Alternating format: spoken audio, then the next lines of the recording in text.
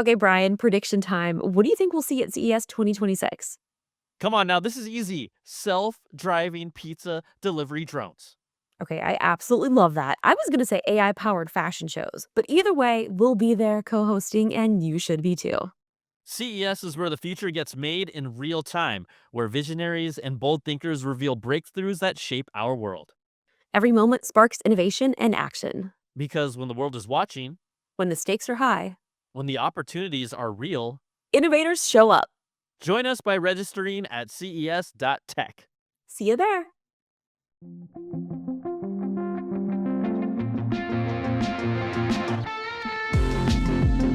This is CES Tech Talk. I'm James Kotecki, exploring the trends shaping the world's most powerful tech event, CES 2026 in Las Vegas, January 6th through 9th. Today, we spend the entire show talking about the weather. And I don't mean small talk. Weather has massive impact, from air travel to consumer behavior. Turns out sunny days don't just put you in a good mood, they make advertisers happy too. Our guest is Rohit Agarwal, CEO of The Weather Company. He's here to share just how good weather prediction really is today, the superpowers that weather intelligence can unlock, and why the sun still shines on human forecasters in the age of AI.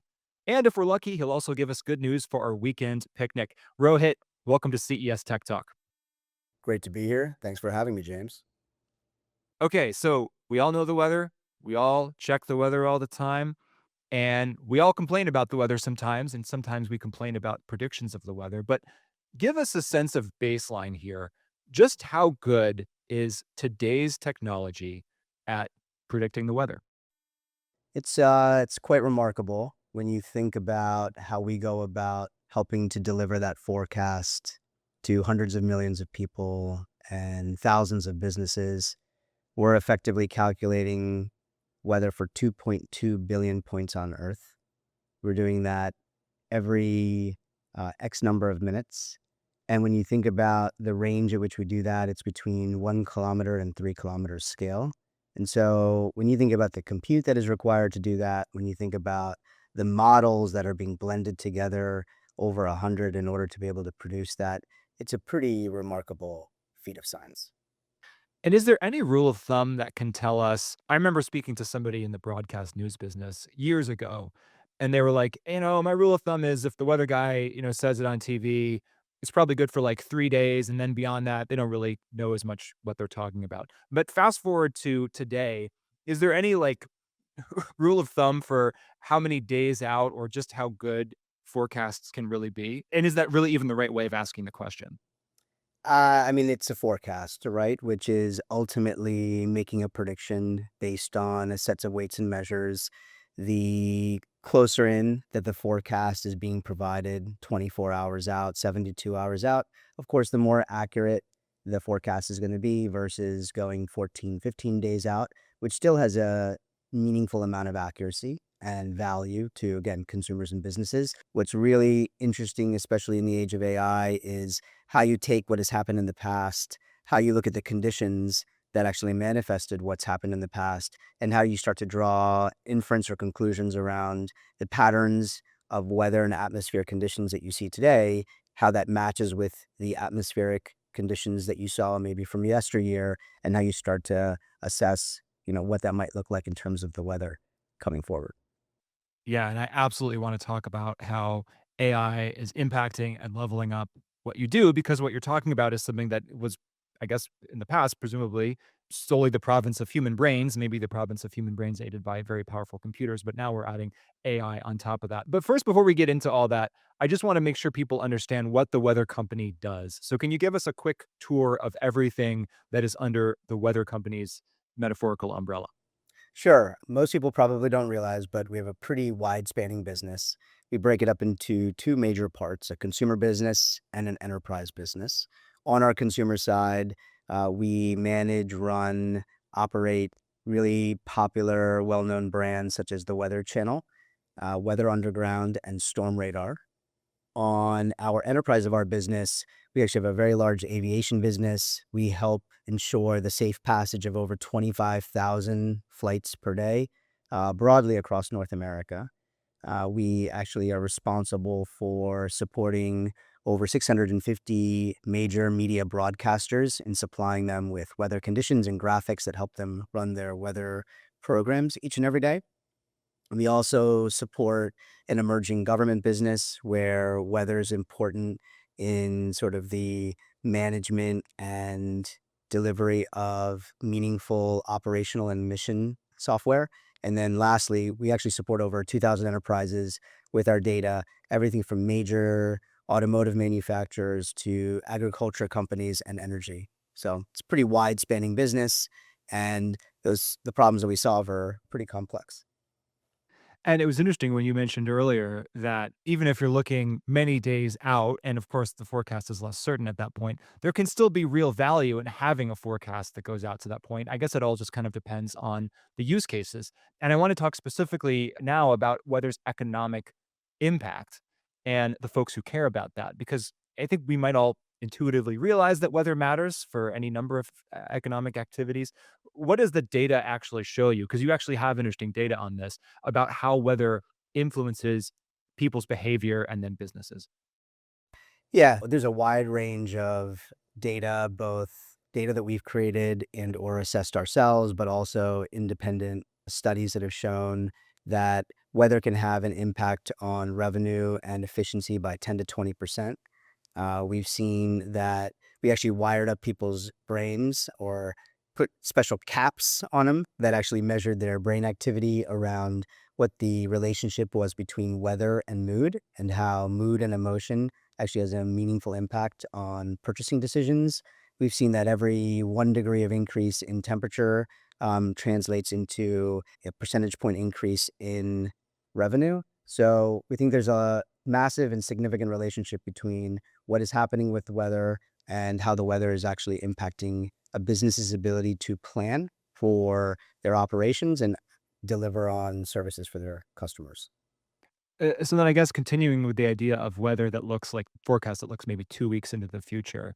Okay, you might not know with 100% certainty what's gonna happen 2 weeks in the future, but if there looks like there's an increasing chance of sunny day, that's enough time to move, like, the popsicle supply chain and get things going so that you've got consumers provided with what they might need at that point. That's an obviously a really oversimplified example, but it's interesting to me that it's not just, "Oh, weather is causing," it rained or there was wind and now there's crop damage, but it's actually the moods, the things going on in people's brains that are affected by the weather that are then moving That's the right. economy. That's exactly right. Were you surprised by the findings of the brain study, or did it confirm maybe what you already intuitively thought? I think that we all probably have intuitively considered and thought about some of these things. I lived in the UK for a really long time, for about 10 years. And, behavior of individuals when it had gone from many, many days of clouds and rain to a sunny day was pretty significant, just both in terms of what people wore, their activity outside, but also their retail activity. And so I think that just from that personal experience, you can see the significant impact weather can have on people and their moods and their behaviors. So I think it was reaffirming to actually take a more scientific approach to assessing how weather affects mood and emotion and how that mood and emotion actually changes buying behavior. I think ultimately that's a really valuable signal for advertisers as they're thinking about where to place their products, when to advertise particular products to particular sets of users or segments of users in specific markets. And so, despite we may know all of these things intuitively or commonsensically, I think seeing the data behind it actually gives us a lot of reassurances to be able to go into the market and communicate this to partners. Yeah, and this is under the concept of weather intelligence, and the idea that brands and advertisers and marketers can use this to make decisions. Again, I imagine that even it could be like, oh, if you think that there's at least a 30% chance of increasingly sunny conditions in a couple of weeks, now we can start programmatically to run certain ads or test certain ads or create certain messages that will appeal to consumers. I imagine that that weather intelligence can tie in, and we're going to start to bring AI into this conversation a bit more from an AI or just automation perspective, where it's like you can build in some kind of threshold, right? Like once probabilities hit a certain percent, then you can start to message on certain levels in an automated way. Yeah, that's exactly right. If the probability of something happening is improving or increasing, then your ability to react to that improved probability that you think ties to consumers interacting with your brand appropriately increases, and you want to take advantage of that signal. Our ability to deliver you that insight or that intelligence, and then to help you link your product or service to consumers and their changing behaviors, both on our platform, but also on other platforms is a significant value add of our service, but also is a significant opportunity for brands and advertisers. So, despite the fact that you wired people's brains up, I'm going to call this a no-brainer. It's obvious, it's an intuitive an idea. You've got data to support it. And yet I wonder, how ubiquitous is the use of weather intelligence like yours by brands and marketers? Is there a small subset of really smart people who are really starting to adapt this? Is it becoming increasingly widespread as all brands kind of understand this? Where is the market adoption here?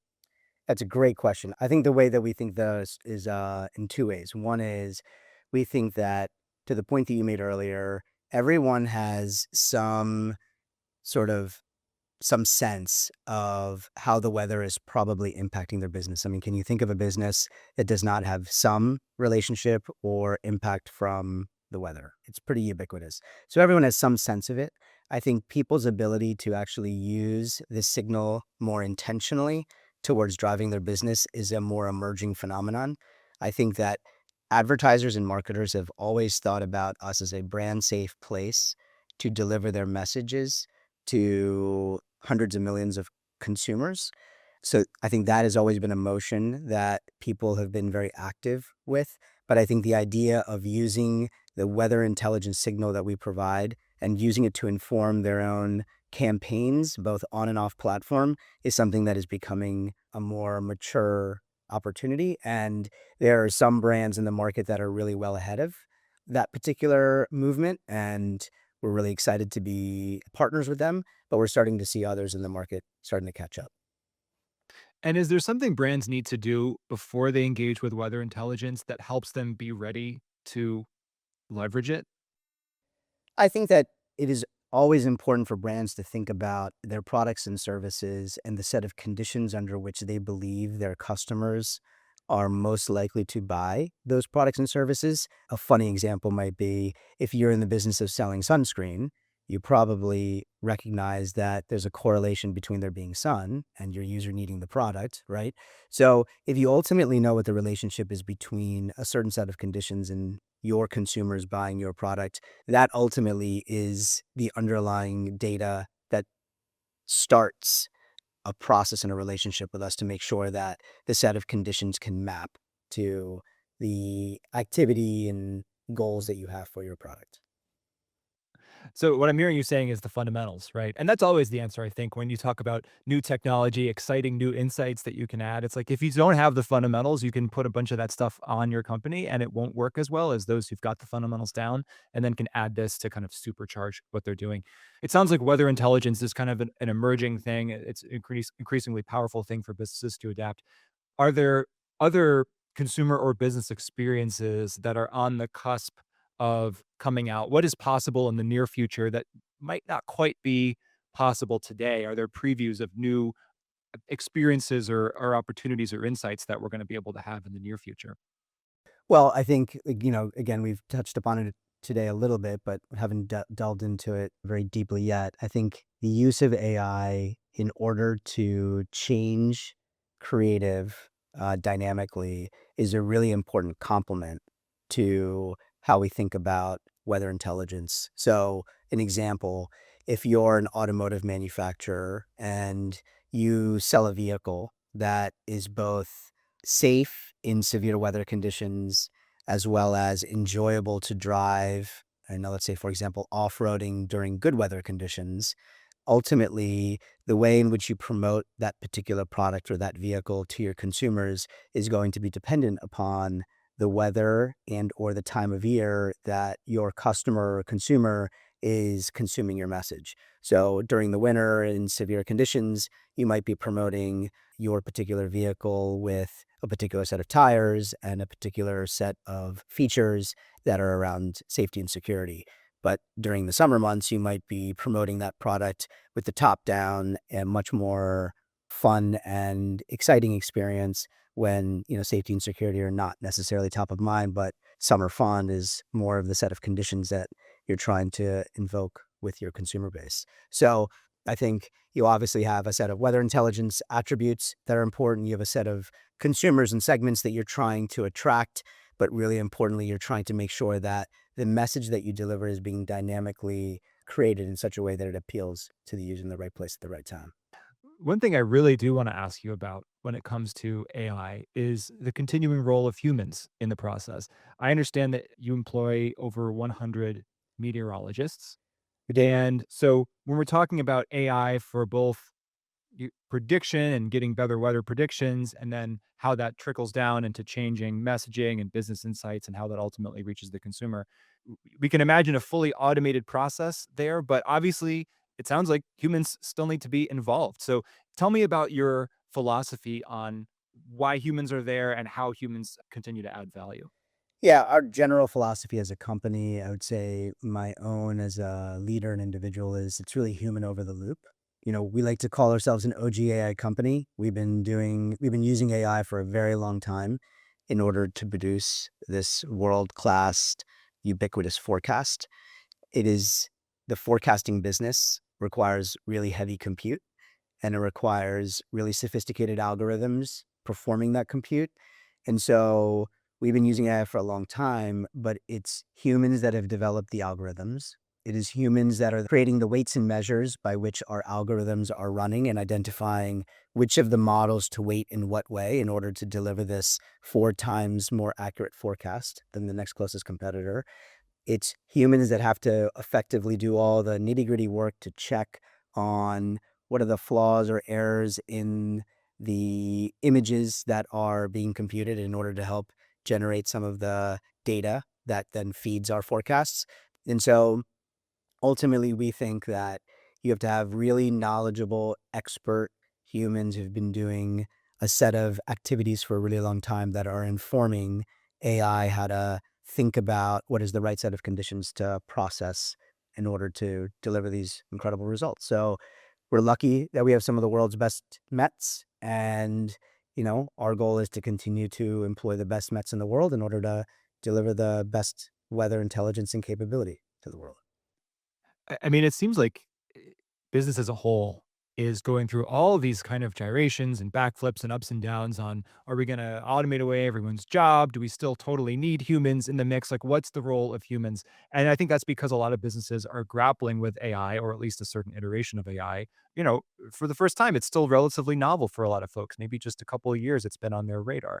You're talking about yourselves as an OG AI company, obviously, still a prominent role for humans in the mix there. Do you feel like you've got lessons to offer other companies beyond weather, beyond your industry, in terms of how to make sure humans are used to their highest value and still feel valued despite the fact that you're going to keep going forward with new technology? Yes, I think that because we've been using different versions of AI for a long time, our formula is that humans plus AI equals superhumans. And I think we all can strive to make ourselves better, make ourselves more efficient and effective. And we have a long history of having done that. And so that model works for us. And we think it'll continue to work for us and with us. And we hope that that's a lesson for others to learn from. And I guess in general, it's like if everybody has access to AI, then yeah, you can compete on the technology, but then what's the magic edge? It's the humans, right? It's those humans, for maybe even if it's just those edge cases for a situation like what you're talking about with the amount of weather predicting that you need to do. Edge cases probably come up all the time, I assume. Like, you still want people looking at that. Yeah, and those edge cases are very valuable. Those edge cases can be very lucrative. Solving those edge cases can be very critical and important. And in the business that we're in, solving those edge cases can mean the protection of countless lives. It can mean the protection of countless property. It can mean the protection of countless supplies. So a lot of this comes together in what you call, I believe, decision forecasting. Is that the right way to think about how all the different data points and analytics and AI and humans come together? Is that ultimately at the end of the day what you're trying to deliver to folks, forecasts that help make decisions? Yeah, I think that's right. I think that the way I would frame it is we are ultimately wanting to move from a weather forecasting company to a decision science company where weather is a key ingredient in many of the decisions that people need to make. Sometimes those decisions are being made by consumers. It can be something as pithy and simple as when should I walk my dog? When are the ideal conditions for me to want to take a run going to occur uh, in the next 24 hours or in the next week? When is the best time for me to take a particular holiday to a particular part of the world? Again, based on certain conditions. What is the appropriate time for me to go camping, or where is the best place for me to go camping relative to where there will be a low mosquito count, for example? So, all of those myriad of individual consumer decisions that are being taken every day by the proverbial soccer mom, or by the windsurfer, or by the camper, or et cetera, to what probably seem like much more significant decisions that are being taken by businesses. Where should I route my plane? How can I ensure that I'm the most efficient in getting from point A to point B when there's a massive storm in a way if you're a pilot? To um, we are managing autonomous vehicles. How do we ensure that certain weather conditions do not impact our ability to deliver the passenger from point A to point B in a safe manner? To helping different significant institutions complete pretty meaningful operations in a timely, efficient, and safe manner. Our opportunity and our objective is how do we take what we know about weather and weather insights, how do we deliver that to customers of ours in all of these various use cases and allow them to make the kinds of decisions they need to make for both economic and safety decisions? I love that answer, and I wanna tie it into CES 2026. CES 2026 is where a lot of different ideas and industries and technologies come together. It seems like one place of potential overlap for you and others at CES 2026 is in personal health, right? So if I am tracking my personal health, maybe that means there's certain times of the day that I wanna go out and do something, and that's also tied into what the weather might be. That's just one example that I came up with off the top of my head, but it seems like this integration of weather decision intelligence into other factors, other technologies that will be at CES 2026 is a really exciting future. Yeah, I think that there's a significant and meaningful relationship between weather and health. And so, as you highlight, the conditions outside might be sunny. And so, therefore, one might believe that the conditions are ideal for a run or a walk. But interestingly, perhaps allergens are high, or perhaps the air quality is low, right? Or perhaps the wind is operating at such a level in a particular direction that ultimately that's meaningful knowledge to have because the particulate matter in the air is going to create challenges for you as an individual, right?